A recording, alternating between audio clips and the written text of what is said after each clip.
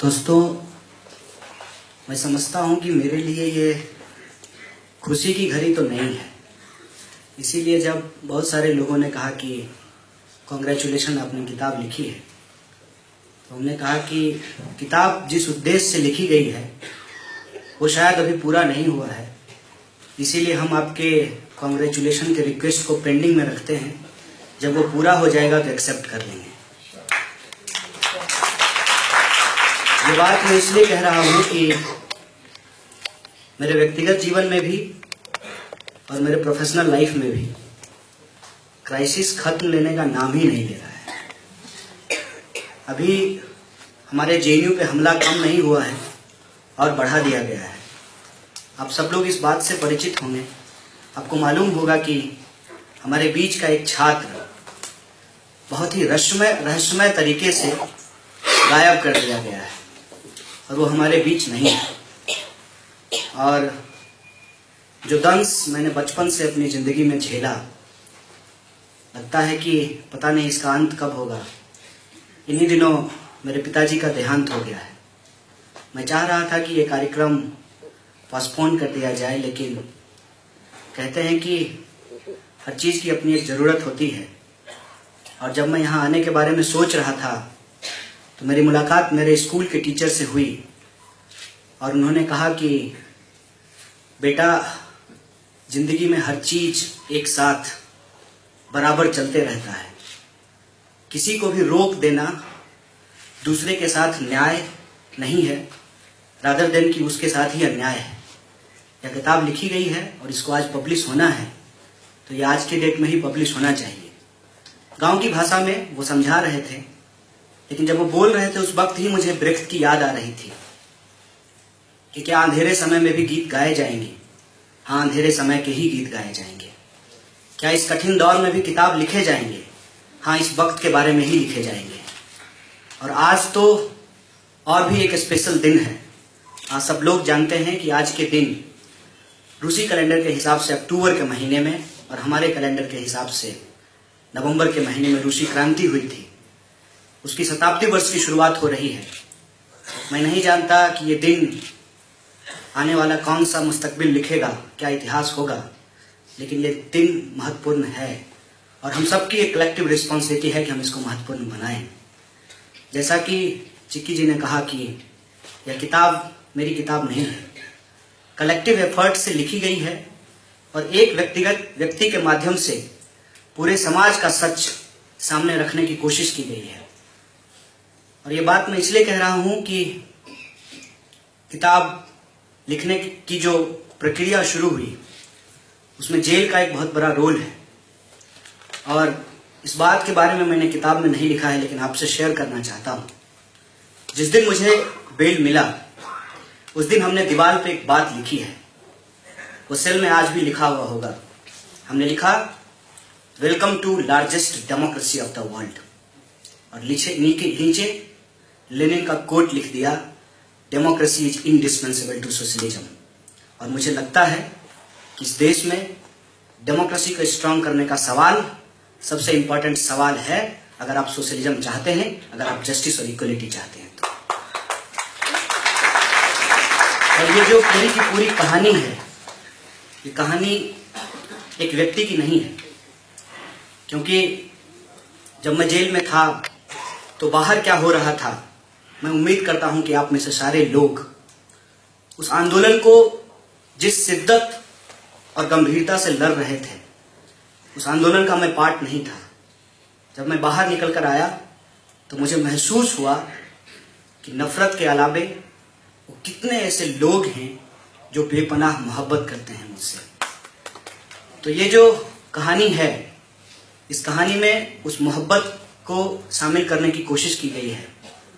और जब मैं बाहर निकल करके आया था तो कुछ पत्रकारों ने पूछा कि आपने कोई जेल डायरी लिखी है क्या? हमने कहा कि देखिए, मैं एक अदना सा आदमी हूँ, ऑर्डिनरी व्यक्ति हूँ। जेल डायरी तो बड़े बड़े लोग लिखते हैं जो शौक से पॉलिटिक्स करते हैं और शौक से जेल जाते हैं। मैं मजबूरी में पॉलिटिक्स करता हूँ और मजबूरी में जेल गया हूँ। इसलिए मैंने कोई जेल डायरी नहीं लिखी है। हाँ, जेल में डायरी में कुछ लिखा है। तो उन्होंने कहा कि क्या आप इसको शेयर करना चाहते हैं? हमने कहा कि अगर ये समाज के लिए जरूरी होगा तो शेयर करेंगे, व्यक्तिगत शौक को समाज पे नहीं थोपना चाहते हैं। फिर इस बात की चर्चा शुरू हो गई, कुछ पब्लिशर आए, तो हमारे दोस्त जो है वो मिलकर के बोले कि इसको लिखना चाहिए। हमने कहा कि इतनी छोटी सी उम्र है, बायोग्राफी लिख करके पता नहीं गांधी जी कितना सही निर्णय लिए थे, मैं लिखूं कि ना लिखूं। तो उन्होंने कहा कि बायोग्राफी लिखने की जरूरत क्या है, मेमोयर लिखो जेल के बारे में। हमने कहा कि जेल उनके लिए जाना बहुत महत्वपूर्ण होता है जिनके पास 20 बाय 20 का कमरा होता है। जेल का जो सेल है उससे छोटा कमरा है मेरे घर का, और उसमें 6 लोग रहते हैं। तो मैं समझता हूं कि मैं तो जेल में अच्छा दिन ही बिता करके आया हूं, समाज में अच्छा दिन हो ना हो। तो इसमें किसको इंटरेस्ट होगा?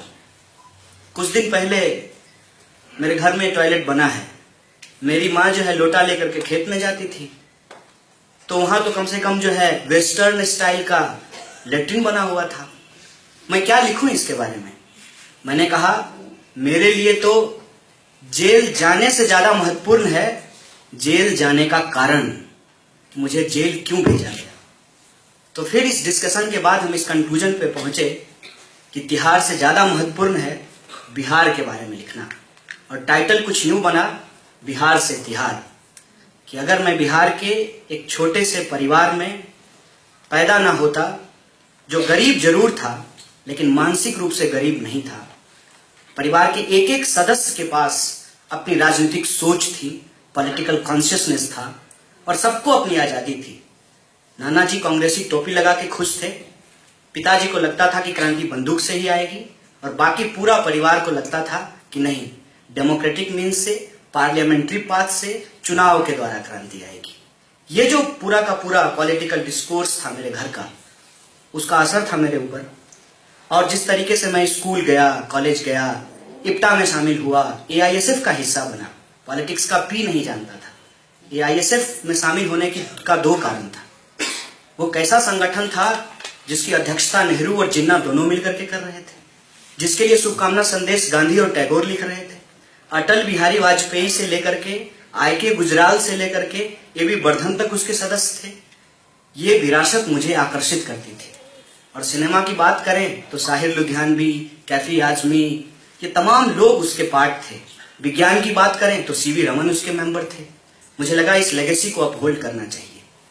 उस वक्त ये समझ नहीं थी। उस वक्त तो बहुत ही साधारण कारण से एआईएसएफ का मेंबर बन गया कि लड़के लड़कियों को छेड़ते थे, वॉशरूम में पानी नहीं आता था, एक भी पंखे की पत्ती सीधी नहीं थी, और 21वीं सदी में लोग हाथी पे चढ़ करके कॉलेज आते थे। ये जो सवाल था, इन सवालों को लेकर के ही एआईएसएफ संघर्ष करता था। कोई क्रांति और समाजवाद लाने के लिए संघर्ष नहीं कर रहा था। ये आकर्षित किया। लोग कहते हैं कि राजनीति क्यों करते हो? राजनीति करते हैं कि वॉशरूम में पानी आना चाहिए, राजनीति करते हैं कि सबको शिक्षा मिलनी चाहिए, राजनीति करते हैं कि एक लड़की को लड़की होने के चलते कॉलेज में ईव टीजिंग का या फिर सेक्सुअल हरासमेंट का शिकार नहीं होना पड़ेगा। राजनीति करते हैं कि कास्ट के आधार पर किसी के साथ डिस्क्रिमिनेशन नहीं होगा। राजनीति करते हैं कि क्लास और लैंग्वेज के आधार पर किसी के साथ वाइसनेस नहीं होगा। इसलिए राजनीति का हिस्सा बन गए। और राजनीति जब करने लगे तो सोच पे असर पड़ने लगी। और एक समय पे जाकर के लगा कि डीएम हो या फार्मर हो, जरूरी दोनों है समाज के लिए। जैसे गाड़ी के लिए हॉर्न और स्टीयरिंग दोनों जरूरी है। जैसे गाड़ी में हम तय नहीं कर पाते हैं कि कौन ज्यादा जरूरी है और कौन कम जरूरी है, उसी तरीके से समाज में आप तय नहीं कर सकते हैं कि डॉक्टर ज्यादा महत्वपूर्ण है कि स्वीपर ज्यादा महत्वपूर्ण है। मैं समझता हूं कि अस्पताल के लिए और लोगों के अच्छे स्वास्थ्य के लिए दोनों की जरूरत है। ये जब सोच आई, फिर लगा कि डीएम बनने से अच्छा है कि मास्टर बन जाए। और मास्टर बनने के लिए सबसे अच्छी जगह जेएनयू है। जेएनयू पहुंच गया और वहां पर वही legacy, democratic, left, liberal, rational, logical politics के चलते एआईएसएफ का हिस्सा बना और इस फर्क को समझ पाया राम राम और जय श्री राम का। जय श्री राम जो पॉलिटिकल नारा लगाते हैं, उनके नजर में लिबरल लोग ज्यादा चुभते हैं, लेफ्ट लोग ज्यादा चिढ़ते हैं, प्रोग्रेसिव लोग ज्यादा चुभते हैं। तो उन्होंने उठा करके जेल पहुंचा दिया। जेल से निकल करके आया तो एक बड़ी सी जिम्मेदारी कंधे पे डाल दी गई और ये किताब उसी जिम्मेवारी का एक कदम है, उसका एक हिस्सा है, इससे ज़्यादा कुछ भी नहीं है। पता नहीं इस जिम्मेवारी को कितना आगे लेकर जा पाएंगे, लेकिन ये उम्मीद है कि नफरत की तुलना में मोहब्बत भी बेपनाह मिली है।